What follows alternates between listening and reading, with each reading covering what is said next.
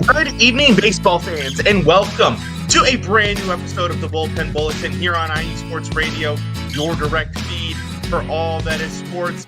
We have made it, folks. The wild card round is over. The divisional series round is over. The championship series are now over, although one of them took forever.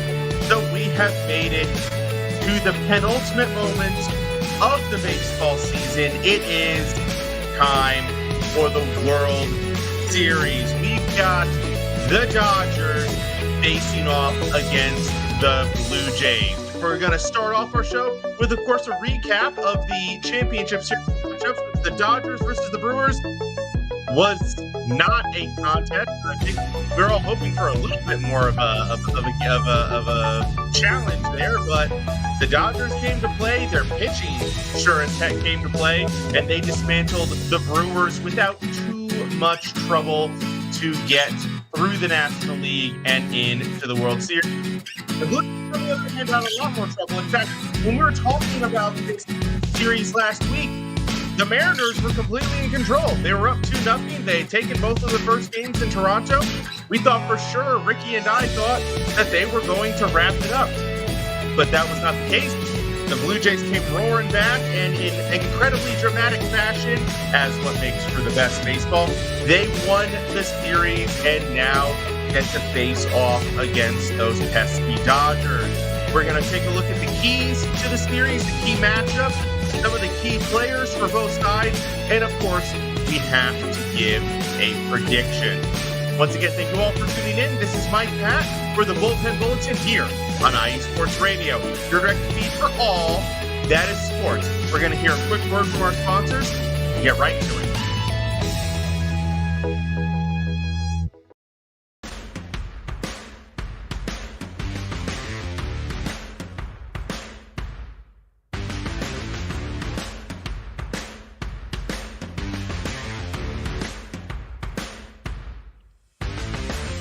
IE Sports Radio fans, this show is brought to you by Planet Jerky Premium Brisket Beef Jerky. Planet Jerky is the official jerky of the 2022 California League champion Lake Elsinore Storm, single-A affiliate of the San Diego Padres. This all-brisket jerky has gluten-free options, contains no MSG, no sodium nitrate, is low in sugar, and high in protein. Go to their website at planetjerky.net and follow them on Instagram at Planet Jerky. Planet Jerky, the jerky that's on a whole other planet.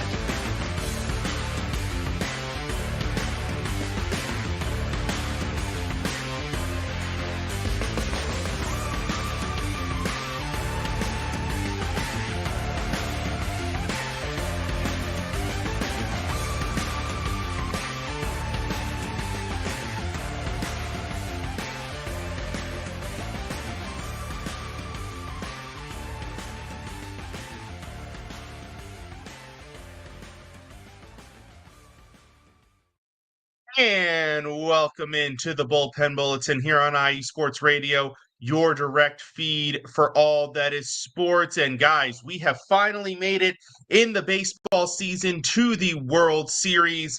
But of course, if you are a fan of the show, if you've been following us all season long, do be sure to follow us on X. You can follow yours truly at IESR_DMB. And Ricky, my normal partner in crime, who is not here with me this evening, you can follow him at Rickinator555, talking all things sports there on X. But of course, we are here to talk baseball. So first off, of course, we have to start with the divisional series or the championship series with a breakdown. And let's go ahead and start with the one that was pretty dang straightforward, pretty much from the get-go here with the Dodgers facing off against the Brewers. Now, when we went live last week, this series had not they were in their first game.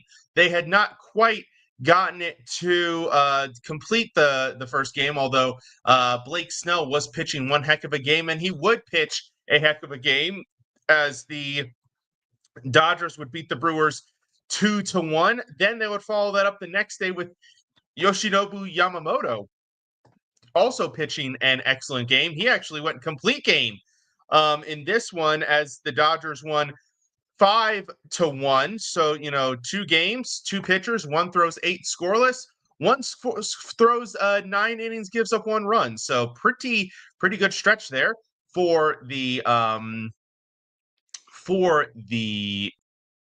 Dodgers. Then game 3 came along, and well, tell me if you've heard this before. The Dodgers would take that one too, 3-1 on the back of a almost quality start from Tyler Glasnow. He went 5 2/3 inning, gave up 1 earned run, and then the bullpen came in and finished off the rest, throwing 3 1/3 scoreless innings there. And then the Dodgers would finish it off in game 4, taking that one 5-1 behind a quality start by Shohei Ohtani. And they would wrap it up. First, of course, from this series, we have to talk about Ohtani's phenomenal game 4, where as the pitcher, as we mentioned, he threw 6 scoreless innings, struck out 10, absolutely dynamic at the on the mound. But then at the plate, proceeded to go 3 for 3 with 3 home runs. And these were not short home runs either. These were blasts, 450-foot just nukes leaving the stadium. And so an absolutely historic game, definitely one of, if not probably the best postseason single game performances of all time.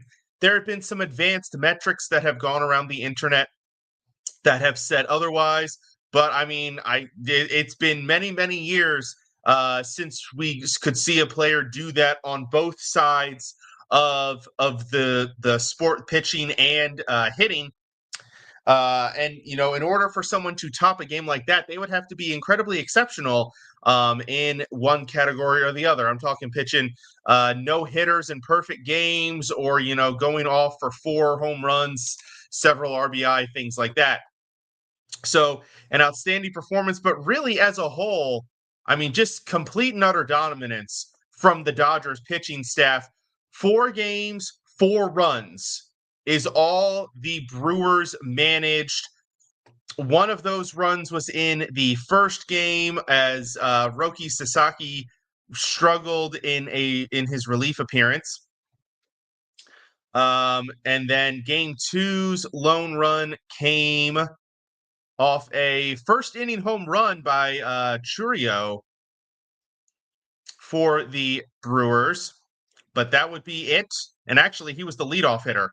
So really, looking at the Yamamoto gave up that first leadoff hit and then only gave up two hits the rest of the way. So game 3, the Brewers' lone run came off a Bowers single. And then in game 4, the lone run was off of Bryce Turang, fielder's choice in the 8th inning. So just absolutely no. I believe I saw a stat somewhere that said that the Brewers had the lowest OPS in a championship game series in recent memory or something like that, or the lowest OPS in like a 6-game stretch. Their offense did absolutely nothing. Anybody who was productive in previous rounds was no more. The pitching, to be completely honest, was not that bad as a whole. I mean, the Dodgers in 4 games scored 15 runs. They didn't average 4 runs a game. So the pitching actually did very well. I mean, Quintana in game 4 didn't really have it. Mizorowski in game 1 was exceptional. Or no, it wasn't Mizorowski. It was Priester, and then a combination of the bullpen. Game 2, I believe, would have been Quintana or Peralta. Freddie Peralta did not have a good postseason in general for the Brewers there. He had a 4.7 ERA amongst his 2 appearances. So not super great there. Game 3, the pitching was totally fine. That was the Mizorowski game. They only gave up 2 earned runs, and Mizorowski in 5 innings struck out 9. So that was fine. And then obviously game 4, they couldn't quite hold it together off of, like I said, Quintana, and then Chad Patrick came in. Chad Patrick actually had a pretty good relief appearance. But yeah, pitching totally fine for the Brewers. Offense completely shut down by the Dodgers. And the Dodgers were able to get the job done, hit a few home runs here and there, just get just enough runs, and they make it on to the World Series. Not really much to report there. I mean, the Brewers, heck of a season, heck of a run, heck of a series against Chicago. But you could tell, and we kind of got the feeling, especially early on in the series, that those bullpen arms, the way they had used the pitching staff in the Cubs series, they weren't super fresh. They weren't super energetic in the Dodgers series here, although, like I said, good enough. And then the bats just completely non-existent. Also, I don't think having Brandon Woodruff was a bit problematic for them as well. The fact, as Ricky discussed last week, they really only had one starter for this series was Peralta. Everybody else was kind of relief, bulk roll, just kind of using arms as they saw fit, and it just didn't work. Which is funny because that was a very like cybermetrics analytical approach to pitching, whereas the Dodgers, who are normally rather analytical, leaning on the advanced metrics, took a very traditional approach. The starter's doing great. Keep them going. You know, that their four starters in this series combined for 28 and 2/3 innings, averaging over 7 innings per start. So what does that do? That gives you super fresh bullpen arms, as the Dodgers are going to enter this series, the World Series, with some guys who haven't even pitched since like the first round or the second round against the Reds and or the Phillies. Ultimately, the Dodgers, they do come into the World Series with a stretch where they have gone 9-1 so far in their postseason series. So that is definitely a rhythm to be reckoned with. And they will be moving on to face the Toronto Blue Jays in what will be a very blue World Series, as the Blue Jays defeated the Mariners 4-3. This was a lot more iffy. Last week when we talked, the Mariners had already taken the first 2 games of the series, and we kind of thought, well, that's it for the Blue Jays. Their series against the Yankees was their World Series, I believe was Ricky's quote. But they came out in Game 3 and just absolutely shelled George Kirby and co, as the bullpen also gave up several runs. But yeah, the bats just were on fire. George Springer hit a home run. Vladimir Guerrero Jr. hit a home run. Alejandro Kirk hit a home run. Barger hit a home run. Jimenez hit a home run. So just home runs flying out left and right. Actually, all 4 of the Mariners' runs were scored by home run as well. So lots of long bombs in that game. And then with a very solid Game 4 that featured a very good performance by Max Scherzer. And behind him, more productivity as Andres Jimenez and Vladimir Guerrero Jr. homered again, after, Josh Naylor led off the scoring with a home run in the second.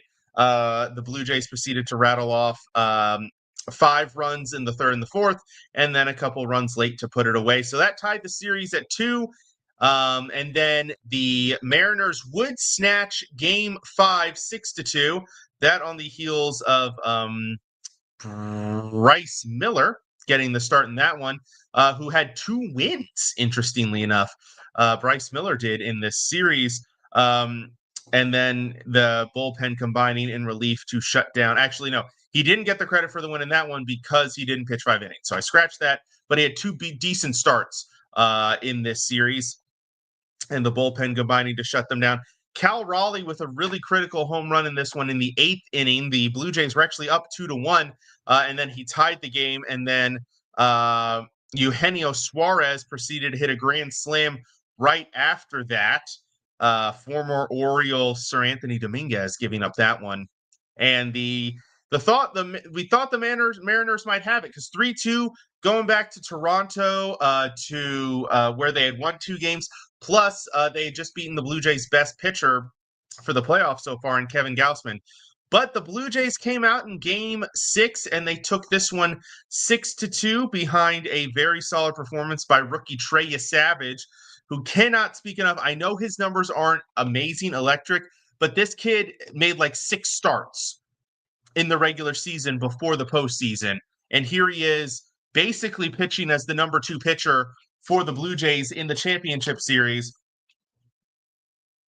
And he came out and delivered a very solid performance and was backed up by his guys, Barger and Guerrero Jr. again, as they defeated Logan Gilbert and got it to a Game 7, where they put an interesting matchup in Shane Bieber versus George Kirby. And Kirby actually got the better of this one. And it was 3-1 entering the 7th, where George Springer hit arguably the biggest home run in Blue Jays history, probably the second one to the Joe Carter 93 home run, but one of the most significant home runs in recent memory for the Blue Jays, a 3-run shot in the bottom of the 7th to make it 4-3.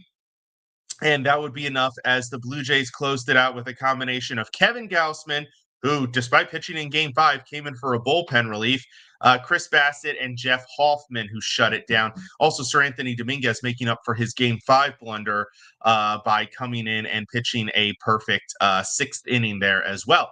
So with that, the Blue Jays won 4-3, a very entertaining series, probably one of the best series that we've had so far in these playoffs. The other contenders I would give maybe Cubs, Brewers, and Tigers, Mariners from the divisional round, but really good series, some great back and forth, a great comeback from Toronto.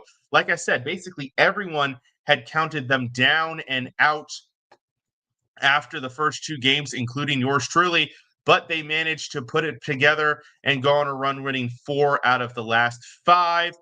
Seattle, a fantastic season, a fantastic run down the end. Cal Raleigh did nothing to hurt his, appearance by having a wonderful postseason where he hit 304. Hang on a second, let me get you some exact numbers here. Where he hit, 304 with a 1.081 OPS and 5 home runs over the 12 games that Seattle played. A truly excellent performance by him. He 407 on base percentage, really nothing to complain about there. Also, a really solid performance from Josh Naylor, had a really good postseason. Eugenio Suarez started to put it together, but it came a little bit too late. Arizarena, Polanco did okay. Rodriguez did okay, but really, for the most part, especially towards the end, most of the offense was coming from Naylor and Cal Raleigh.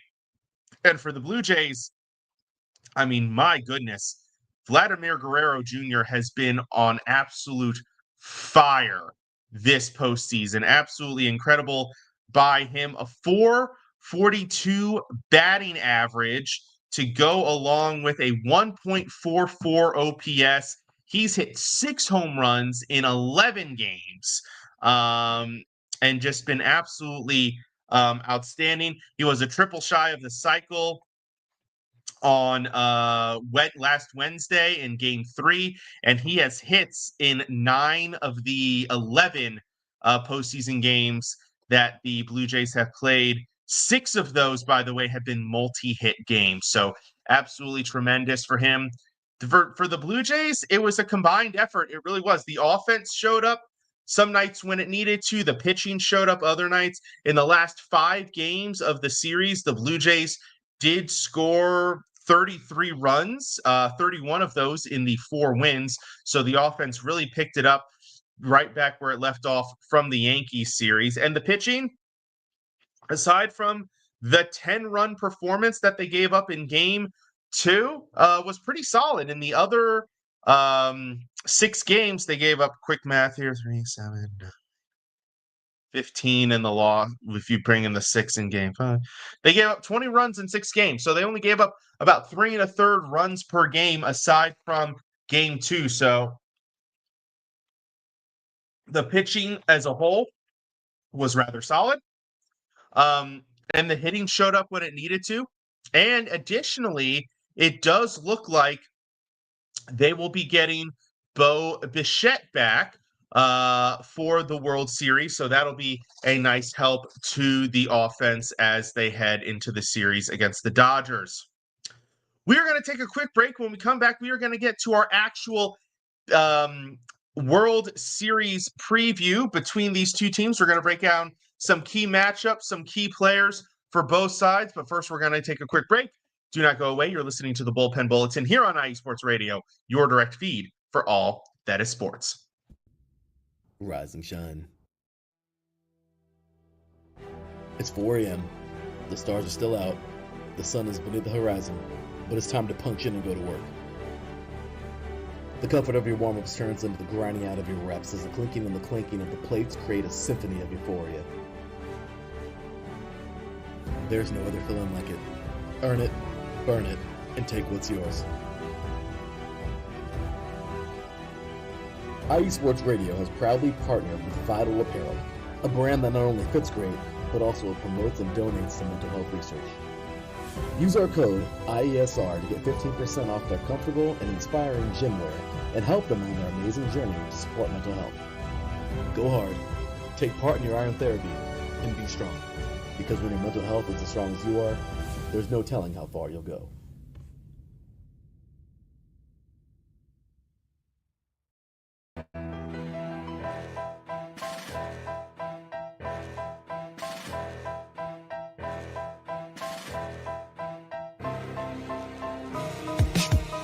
For the last 10 years, IE Sports Radio has been bringing you amazing content ranging from interviewing legendary athletes, coaches, and other authorized media personnel to building tailor-made shows dedicated to all major sports cities around the country.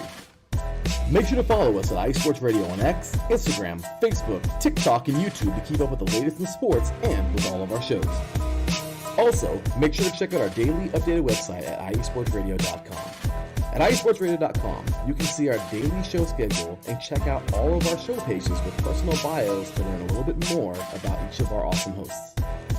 In addition to our show pages, you can catch the IE Sports Radio blog, Hall of Fame, Fans of the Month page, and our merchandise shop including t-shirts, tank tops, caps, long sleeves, hoodies, and more.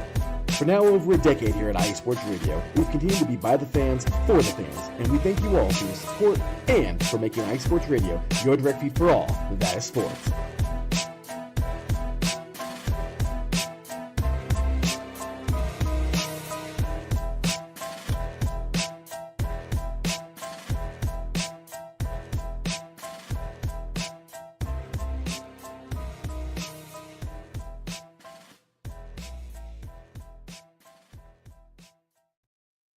And welcome back to the Bullpen Bulletin here on IE Sports Radio, your direct feed for all that is sports. Now that we've reviewed what went on in the championship series, we are going to get to our World Series preview of the Blue Jays versus the Dodgers. And we're going to kick it off with Ricky, who left us a video with some of his thoughts. So let's see what Ricky's got to say.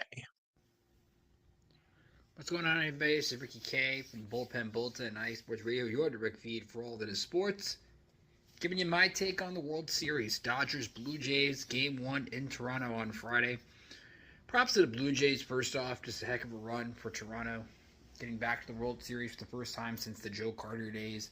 A team that really nobody picked to do a lot in the AL East this year. And it goes to show you what getting a contract done early can do for a team.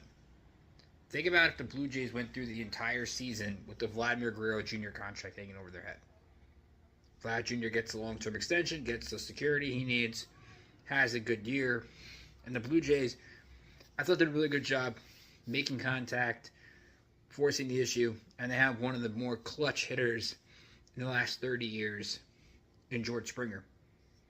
I mean, that was a mammoth home run in Game 7, and I still think that Dan Wilson should have gone to Andres Munoz.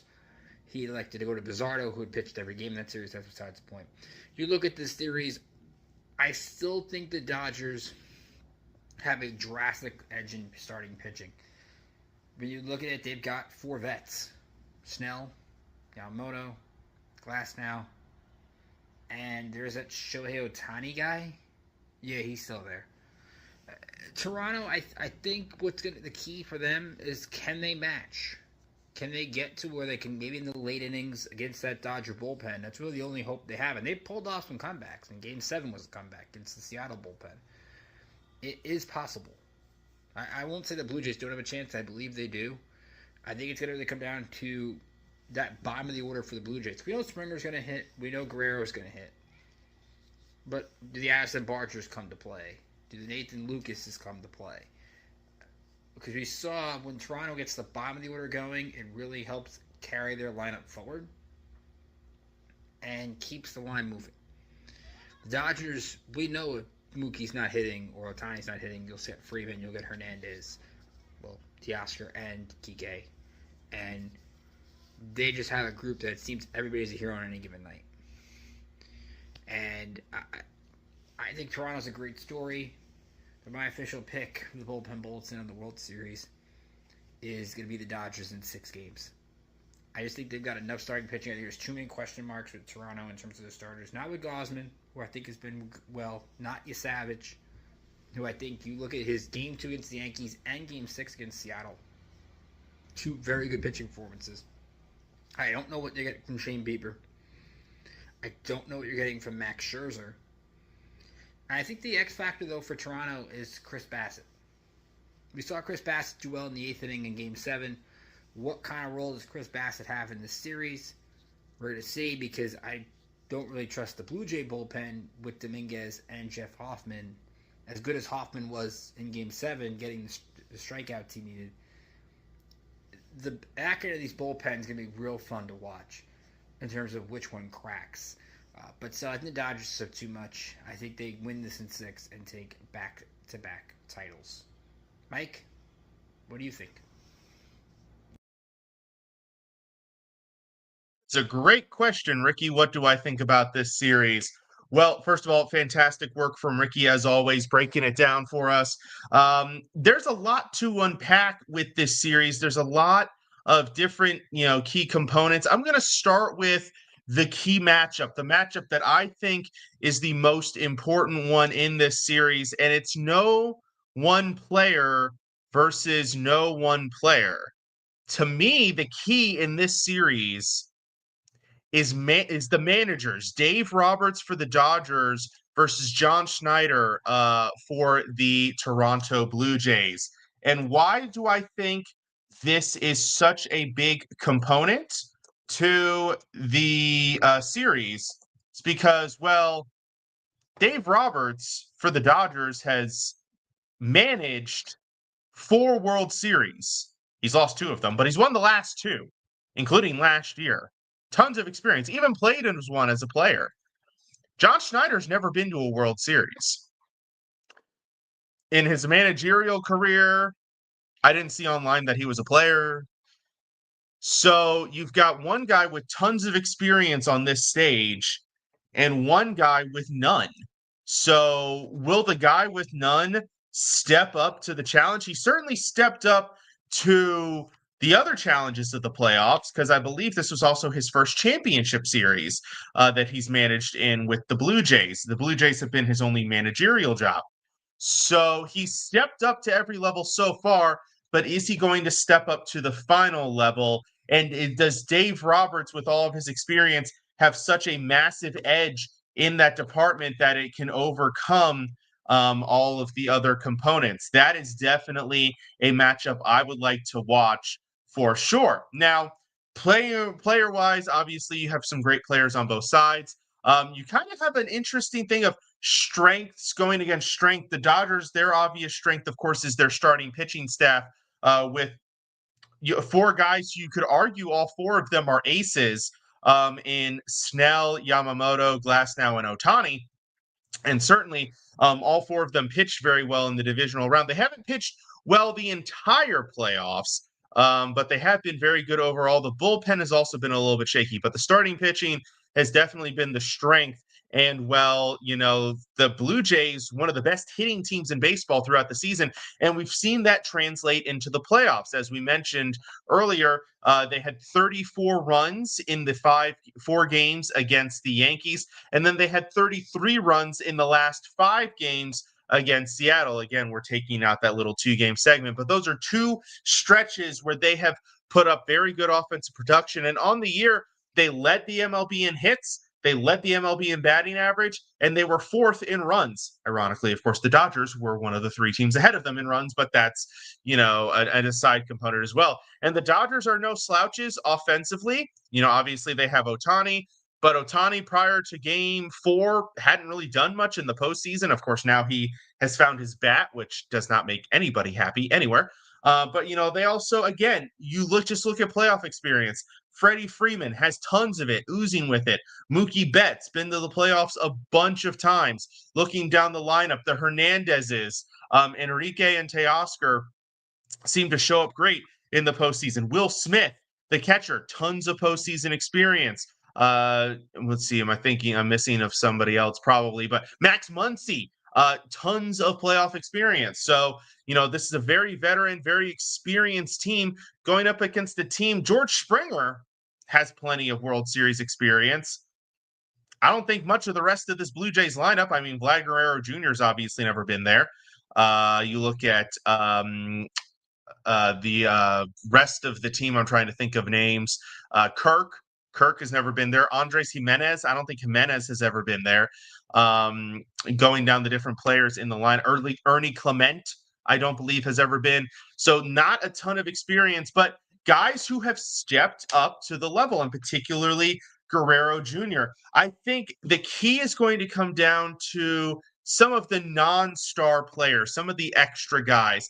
And so for me, the key player for the Blue Jays, if the Blue Jays are going to win this series, I think Ricky made a good pick with Max Scherzer. I think you look at 3 pitchers. 3 pitchers are going to be the keys to me. I think Jeff Hoffman, you can't win. You're not going to win this World Series with iffy bullpen. So Hoffman has to be on. Ricky said Bassett, so I'll leave Bassett out. Max Scherzer, the veteran. He's pitched in a World Series before. He did it with the Nationals. He's got lots of postseason experience. I know he's older. Who knows what version you're getting? But if they're going to win, he's going to have to be on so that they can go toe-to-toe with this starting pitching. And then I hate to heap a ton onto this poor young guy, but Trey Savage. They need him to keep doing what he's been doing. Gausman, I've got faith in. He's been very consistent throughout the postseason so far. He's solid. Bieber, I have no faith in. He's on the opposite end of the spectrum. And then a couple of the handful of relievers. Sir Anthony Dominguez is also going to be key since they seem to like to use him in high leverage situations. I'll be very curious to see how they match up the pitching. Games 1 and 2 will be Snell and Yamamoto, to nobody's surprise. Undecided for the Blue Jays so far. I think that's because they used Gausman for 1 inning out of the bullpen on Monday. If they hadn't had to use him, I'm assuming it would have been him since he had just pitched last Friday. I think if they're using that logic, I don't think they march Savage out for game 1. If they're not going to use Gausman, to me, it's got to be Scherzer, which is interesting that somehow it came around to him. But Scherzer versus Snell would certainly be an interesting game 1 matchup. And then you can kind of restart it with Gausman game 2, Savage game 3, although, man, that's really rough to put Savage on the road. Maybe they go with Savage game 2 at home, and then they use Gausman on the road, and then Bieber, and then bring it back to Snell on the road, or not Snell, Scherzer on the road, and then Savage back at home if they can force a game 6. That could be one way they play it, just to get the rookie in a friendly environment, because Savage did not pitch in a bullpen relief on Sunday or Monday. He wouldn't have been Sunday. Anyways, he did not pitch bullpen, so he could go Saturday if need be. The only thing that I think the Toronto has in its advantage, and this has not shown up in the playoffs because the higher seeds actually did well coming off the wild card break, but you wonder if there's a little bit of too much rest going on for the Dodgers. They haven't played baseball in it'll have been over a week, I believe, by the time we get to the World Series here. I'm double checking 10, 17, 10. Okay, it'll have been exactly a week since they played baseball, which is great for the starting pitchers, but not really great for everybody else. A lot of extra rest, actually, for the starters. But then the bullpen as well. If you were doing the math, the bullpen only had to pitch seven and a third innings in 4 games. And they used a lot of guys repeatedly. So there are probably 5 or 6 bullpen arms that haven't pitched in 2 weeks. So you got to wonder if maybe there might be an overrest possible problem for the Dodgers in this one. Like I said, that hasn't seemed to be a problem so far. I'll also be curious, both sides have some injured players that they might be getting back. Bo Bichette's supposed to be back for the Blue Jays. That would be a big help to their lineup if he can find his groove. So for the Blue Jays, the keys, Guerrero staying hot, and then the pitchers that I mentioned. For the Dodgers, I don't know if there's really a key beyond just keep doing what you're doing. You just swept the Brewers, who had the best record, arguably the best team in all of baseball this year. You're 9-1 in 10 postseason games. Just keep doing what you're doing. They seem to have that one game because they had the game against the Phillies, and then they had the first game against the Brewers where things got a little dodgy. And you got to think, actually, it was the first game. Actually, the first 2 games against the Phillies were fairly competitive. But they found ways to pull out wins in games that have gotten questionable, gotten close. I will say the bullpen is going to be key. Roki Sasaki, if he can keep it going. Blake Treinen needs to be on his fire. All the rest of the bullpen arms need to not show fatigue because the Blue Jays have shown the ability to come back in these games when they get to the bullpen. And I hate to say it, I don't know if Snell and Yamamoto are going to combine for 17 innings in the first 2 games. Maybe they will, and this will all be a moot point. We got Brian Francione is jumping in here. He's saying, good evening. Don't think the Dodgers get dethroned. I was getting there. You almost jumped the gun on me, Brian. I haven't quite given my my opinion there. But for the Dodgers, bat-wise, I'm gonna go with the guy. He hasn't been hitting great this postseason, so I think him picking it up will be key for the Dodgers in this run. I'm going to go with Freddie Freeman. He's obviously he's a veteran. He's been with the team for a couple of years now. They've won the World Series last year with him. I think a lot of people at times have thought, okay, maybe he's starting to be done. He is 36, but then this year he came back and had a great season. He's batting .231 with a .744 OPS in this series, in this postseason. So not great stuff. If Freddie Freeman can return to Freddie Freeman that took over the World Series basically last year, then I think the Dodgers will have absolutely no problem. And then I mentioned the bullpen guys that are key. So I guess now that I've mentioned the keys, the matchup for this series, I guess it's time for me to come out and make a prediction to wrap up this World Series preview. I think it's going to be, okay, let me say this. I hope it's going to be a better series than what other people are anticipating. But, there are certain components that are important to take into account. One, Toronto just went through a very emotional, energy-draining 7-game series against the Mariners, where they had to come back. That means 2 things. 1, they've had to expend a lot of energy. But 2, they are carrying some momentum. These first 2 games in Toronto are going to be very telling. Toronto needs at least one of them. They need to, and by the way, that means beating one of Blake Snell or Yoshinobu Yamamoto, who Snell obviously just had the game he had in the previous round, and Yamamoto has been one of the best pitchers in baseball over the last 2 months.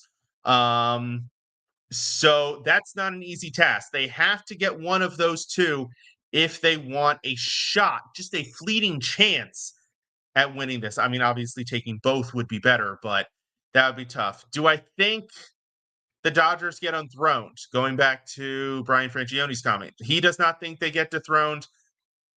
I don't think they do either, Brian. Dodgers have this. I think they've been on fire in the postseason. Larry kind of agrees there. But yeah, no, I think this is Dodgers all the way. I like the Blue Jays, what the Blue Jays have done in the postseason. I like their fight that they've shown. I like the excitement that they brought. Vladimir Guerrero Jr. to me has been the playoff MVP. And I think there's maybe only one or two other players that you can even remotely make that argument for. But in the end, the Dodgers, they've got the managerial experience advantage. They've got the player experience. Their players are playing on fire right now. The starting pitching has been amazing. The hitting has done enough. And when they need to turn it on, they have gone. So for all of those reasons, I do believe that the Dodgers will take this one. Hey, I'm going to say 5. Dodgers in 5. I want to say 6 or 7, but like I said, Toronto come in to the Rogers Center, which, by the way, they lost the first 2 games of the championship series, and defeat Blake Snell or Yoshinobu Yamamoto, with potential question like how they're lining up the pitching. I do think it's interesting that they could go with Scherzer game 1, or they could just bring Gausman out in game 2. I mean, he only threw 19 pitches on Monday, so they could bring him out for game 1. They need to get you Savage at home no matter what. So he's probably going to pitch game 2, I would anticipate. And then they'll have the veterans. I have zero faith in Bieber based on what I've seen in the postseason. And yeah, just the Dodgers pitching is too good. And if Ohtani's found his bat, if Freddie Freeman can find his bat, then this series will unfortunately be no contest, which of course will lead to plenty of other discussions as we go through the offseason. Thank you all for tuning in tonight. Thank you to Brian and Larry who jumped in the chat. Once again, if you have not done so, follow us on social media. My normal partner, Rick, who I believe will be back next week. He is at Rickinator555. I am at IESR_DMV. Shout out to our sponsors, Planet Jerky, Premium Beef Brisket Jerky, and Vital Apparel. Go to their websites and order their products today. And folks, no matter how it goes, enjoy the World Series. It only comes around once a year. Once again, thank you all for tuning in. This has been Mike Patt for the Bullpen Bulletin on the IE Sports Radio, the direct feed for all that is sports. Have a great week. We'll see you next time.